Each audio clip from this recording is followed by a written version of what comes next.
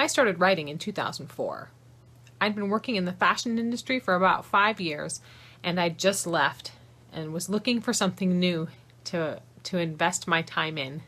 Well, I discovered a spy kid named Spencer. I was obsessed with my novel. I was convinced this was the next big thing. I was going to make millions if someone could just find my story and publish it.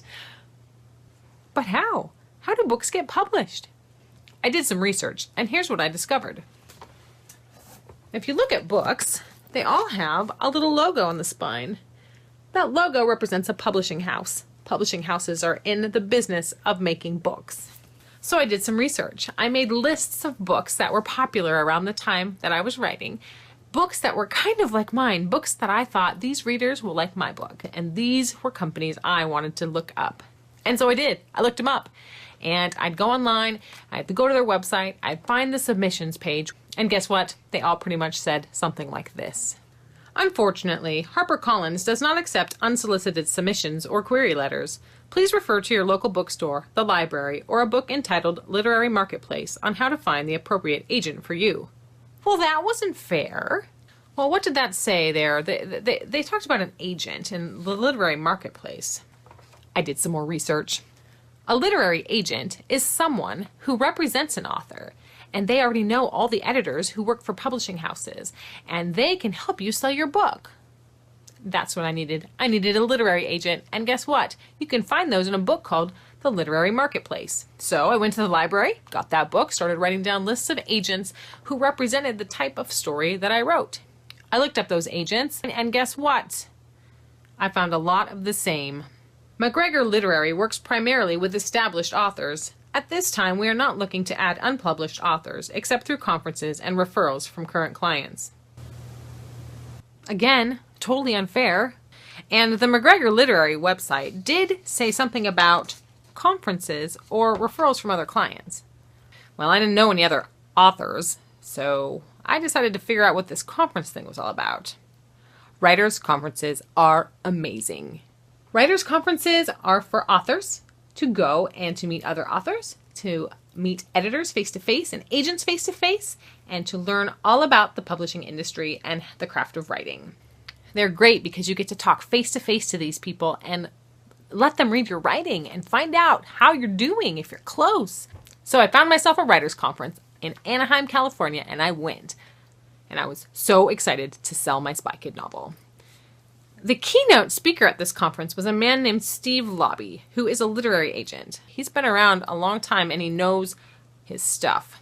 I was so excited to talk to him, especially when he explained to us what a pitch was and how he was going to let us each have a chance to pitch our story to him.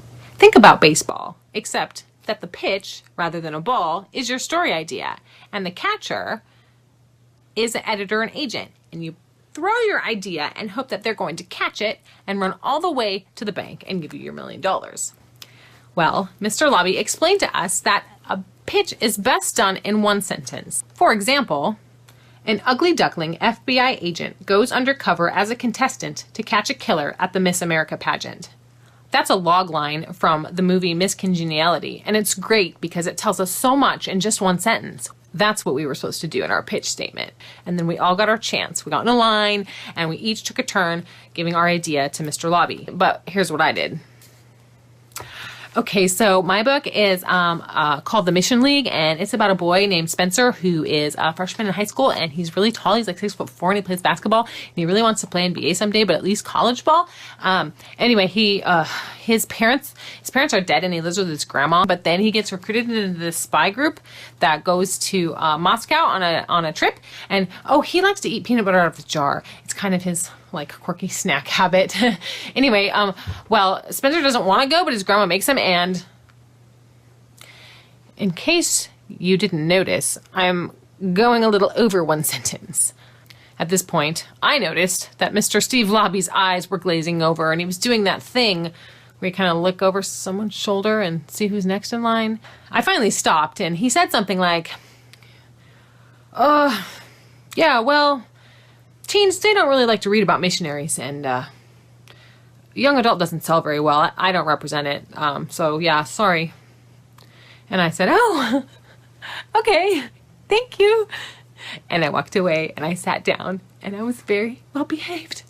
And when the break time came, I went up to my hotel room and I cried. And once I stopped crying, I started thinking, okay, wait a minute. What did he say? I know teens like to read about Spy Kids because they've been reading my story and my beta readers have been giving me good feedback. Why did he say that thing about missionaries? I meant Mission League, the Mission League, like Mission Impossible, like dun dun dun dun dun dun dun dun. I did go over a sentence, that's for sure. Why did I say that thing about peanut butter from the jar? You know, I guess I have to work harder on getting my one sentence together. In fact, it might be easier if I knew how the story ended. And I realized at that moment that I had not respected my dream of being a writer. Because my book wasn't done. I'd written half a book and thought I could sell it for $1 million. I had spent almost my whole life working on fashion. I learned to sew when I was 9 years old. I sewed all kinds of clothes in high school, hats for myself. Every prom or homecoming dress I designed from scratch and wore them with pride. I went to college for fashion. I could tell you the life story of every fashion designer. I used to watch documentaries just for fun. I went to college. I got jobs in the industry. I had respected the dream of fashion design, but I hadn't respected the dream of writing. I just thought, how hard could it be? Turned out a little harder than I thought. I had two choices before me. I could quit, find something else to do, or I could keep working. I'm not the kind of girl that gives up, so I was determined to keep working. So I went back to work and I finished my novel. And then I rewrote my novel. And then I started editing my novel. I got into a critique group and let people read it and rip it to shreds and edited it again. I read books on the craft of writing, like The First 5 Pages, Self-Editing for Fiction Writers, Techniques of the Selling Writer, On Writing Well, excellent book, Plot and Structure by James Scott Bell, he's a genius, How to Write Science Fiction and Fantasy, because yeah, that's what I wanted to do. I started publishing articles and got paid for my writing. I submitted my work again and again, and the rejections started to pile up. And I looked at each one as a prize, a gold star that I was getting closer to my goal. I started to get requests for partials. That's like the first 3 chapters, and I would send it in, and then I got rejections. But then I started getting requests for full manuscripts, and still rejections. I finally put my baby down and started to write another book. And then I wrote another book, and another book. And National Novel Writing Month came along, and I thought, maybe I could write a book in a month. And I did. And then I wrote another book. And you know what? I finally got published. But it wasn't my Spy Kid. It was book number 6 that was the first one that got published. No matter where you are in your journey, know that you won't be there forever. So respect your dream. Don't take shortcuts.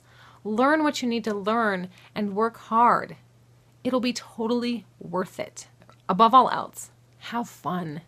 Enjoy yourself.